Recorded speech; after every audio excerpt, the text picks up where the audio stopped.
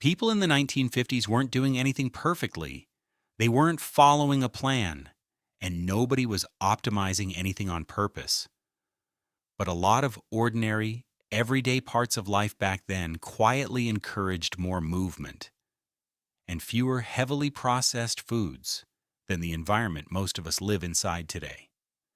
None of these 7 habits guaranteed anyone stayed lean on their own, and none of them were chosen deliberately for health reasons. They were just how life happened to work, but together they created a genuinely different daily environment than the one surrounding us now, and looking at them side by side tells us a lot about what's actually changed between then and today. Let's count them down, starting with number 7. Habit number 7, walking simply wasn't optional. Kids walked to school, often in groups, rain or shine, because it was the default way to get there, not a special choice anyone made. Errands worked the same way. Walking to a local shop a few blocks away was normal, even for small purchases that today would almost automatically mean starting the car.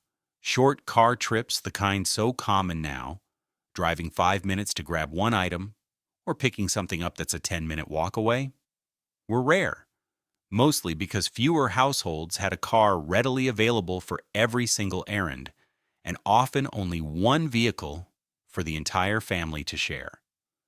None of this was framed as exercise. Nobody called it a workout, tracked their steps, or scheduled it into their day on a calendar.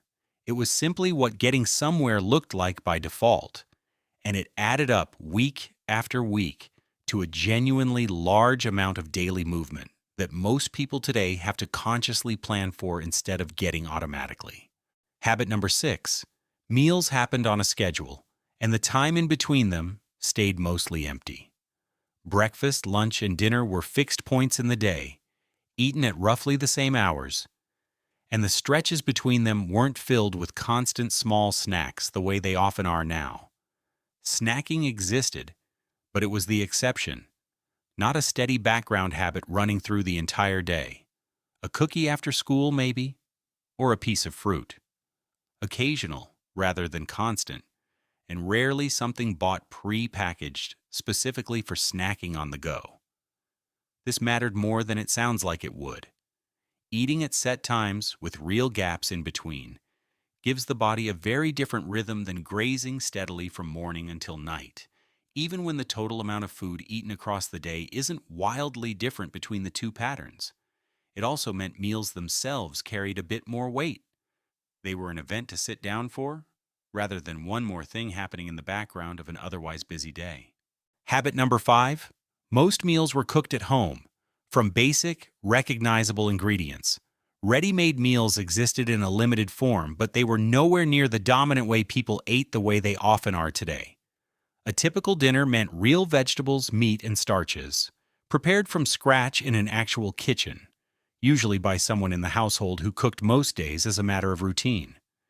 This gave families a level of control over what actually went into their food that's much harder to replicate with heavily processed, pre-made options. Portion sizes, ingredient quality, how much salt, sugar, or fat went into a dish. All of it stayed in the hands of whoever was standing at the stove rather than being decided months in advance by a food company optimizing a product for shelf life, cost, and repeat purchases. Cooking from scratch also simply took more time, which meant meals were planned for, thought about, and prepared with some intention rather than grabbed on impulse in the last 5 minutes before eating. Habit number 4, portions, both at home and at restaurants, were simply smaller across the board. A typical restaurant meal in the 1950s looks almost modest by today's standards. No supersizing, no bottomless anything, no plates built to feed nearly 2 people at once. Soft drinks came in small glass bottles rather than enormous cups meant to be refilled. Dessert existed, but it was often treated as an occasional addition to a meal, not something ordered as a matter of course every single time you ate out. None of this required anyone to consciously restrict what they ate. or think twice about finishing what was in front of them. The portions that showed up on the plate were simply built differently from the ground up, which meant eating a normal, satisfying amount didn't require any extra thought, tracking, or willpower at all. The default was already reasonable, long before anyone had to make a choice about it. Habit number 3, what people drank looked very different too. Water, milk, coffee, and tea made up most of daily drinking. Soda existed and was genuinely popular, but it showed up differently than it does now. Smaller bottles, an occasional treat, rather than a default choice sitting on the table at every single meal. There was no such thing yet as an enormous fountain drink refilled multiple times through the day, and sweetened bottled drinks in general were far less woven into daily routine than they are now. A meal was far more likely to be washed down with a plain glass of milk or water than anything sweetened at all, which across a week adds up to a meaningful difference in how much sugar someone was drinking without ever thinking about it as a health decision in the moment. Coffee, too, was typically taken simply. Black, or with a small amount of milk, rather than as a sweetened, dessert-like drink in its own right. Habit number 2, everyday life at home, simply required more physical effort. Gardening, yard work, general housework, and basic DIY repairs weren't hired out or automated the way they often are today. They were things most households did themselves regularly as a normal part of keeping a home running. Mowing a lawn meant a push mower and real effort, not a ride-on machine or a scheduled service. Laundry meant real physical effort at multiple stages. Washing, wringing, hanging, folding.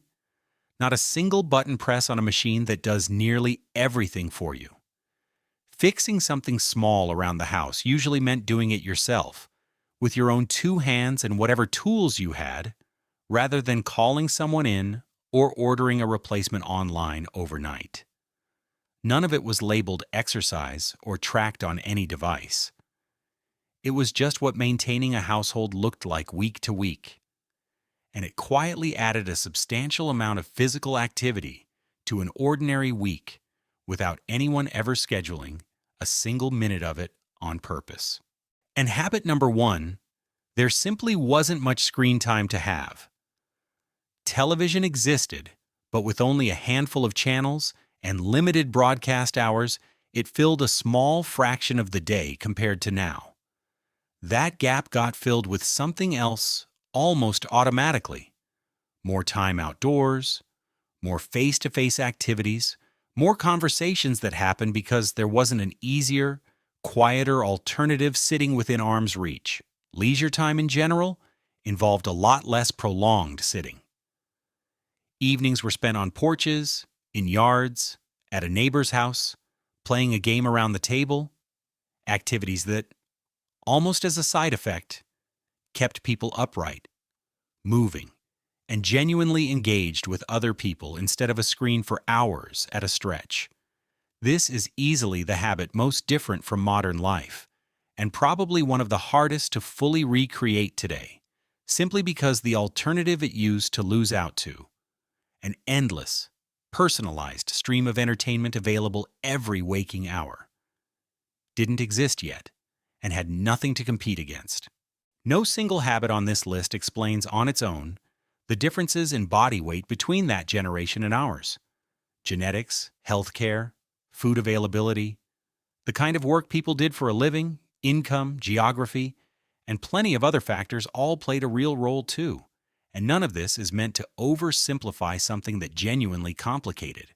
But looking at these 7 everyday routines side by side shows just how much the surrounding environment has quietly changed, piece by piece over the decades.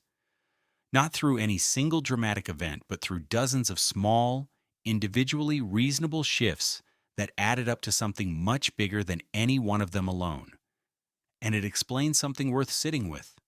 Staying active and eating reasonably often required far less conscious effort back then, simply because daily life itself was structured in a way that did a lot of that work automatically, without anyone needing a plan, a tracker, or a great deal of willpower to make it happen. Understanding that isn't about going backward. It's about noticing which of these 7 small structural pieces might still be worth rebuilding on purpose inside a modern life. Which of these 7 habits do you think made the biggest difference? And which one do you think you could actually bring back into your own life? Let us know in the comments. We read everyone. And if you're enjoying this look at how earlier generations really lived, subscribe, because there's a lot more of this coming.